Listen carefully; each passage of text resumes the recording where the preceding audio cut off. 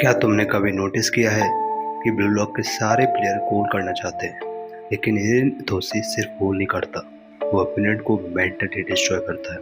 तो इनके लिए फुटबॉल एक गेम नहीं है, ये एक बैटलफील्ड है जहाँ सिर्फ स्ट्रॉन्गेस्ट प्लेयर सर्वाइव करता है। और आज हम एनालाइज करेंगे रिनी की साइकोलॉजी फिलॉसफी को और समझेंगे कि वो क्यों वो ब्लू लॉक का सबसे डेंजरस प्लेयर है।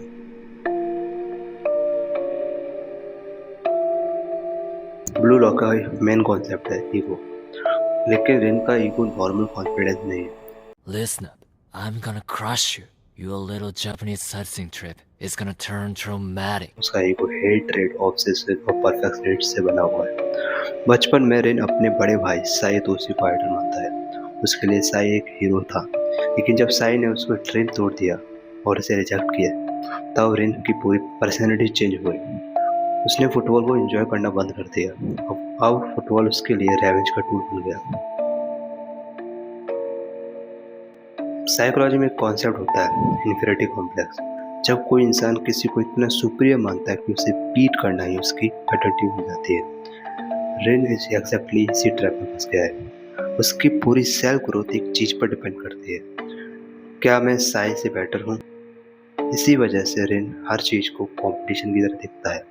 दोस्ती इररिलेवेंट, टीम वर्क सिर्फ तब तक यूजफुल जब तक उसे विक्ट्री मिले। इमोशन वीकनेस, जिनका दिमाग कंस्टेंटली कैलकुलेट करता रहता है, कौन कहाँ मूव करेगा, कौन क्या सोचेगा, कौन सी वीकनेस एक्सप्लोर की जा सकती है, या ये उसे एक फुटबॉल प्लेयर से ज़्यादा एक स्ट्रेटजिस्ट बना देता है। लेकिन यही उसकी सबसे बड़ी वीकनेस भी है, क्योंकि जो इंसान रेवेंज के लिए जीता है उसकी फ्रीडम खत्म हो जाती है। उसकी लाइफ का कंट्रोल उसके एनिमी के साथ में चला जाता है। अब बात करते हैं रिन की फिलॉसफी की। रिन का बिलीफ है if you not the strongest you are nothing. ये फिलॉसफी काफ़ी हद तक फ्रेड नीशे की विल टू पावर थ्योरी से मिलती है। नीशे के अकॉर्डिंग ग्रेट इंडिविजुअल अपनी लिमिट को तोड़ते हैं और खुद को कंटिन्यूसली इवॉल्व करते हैं। रिन भी एग्जैक्टली ही करता है। वो एवरेज बनना एक्सेप्ट नहीं करता। हर मैच में वो अपनी प्रीवियस वर्जन को डिस्ट्रॉय करता है।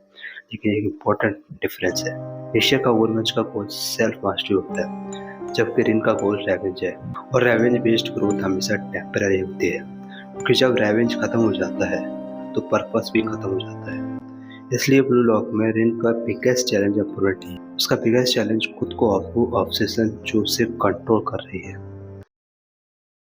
जब रिन अपने डिस्ट्रॉय मोड में आता है तब वो फुटबॉल की सबसे प्योर फॉर्म दिखाता है। उस वक्त वो किसी को इम्प्रेस नहीं कर रहा होता है, न साई को, न ब्लू लॉक को, न दुनिया को। उस वक्त वो सिर्फ अपनी इंस्टिंक्ट फॉलो करता है। और आयन क्ले, जब रिन रेवेंज भूल जाता है तो वो सबसे पावरफुल बन जाता है। ये एक डीप फिलॉसफी लेसन है। कभी कभी ग्रेटनेस तब आती है जब तुम अप्रूवल और रेवेंज दोनों छोड़ देते हो। रिन तोसी हमें एक इम्पोर्टेंट लेसन सिखाता है। एम्बिशन जरूरी है, कॉम्पिटिशन जरूरी है, लेकिन अगर तुम्हारी पूरी आइडेंटिटी किसी और को हराने पर डिपेंड करती है तो तुम खुद ट्रूली फ्री नहीं बन सकते।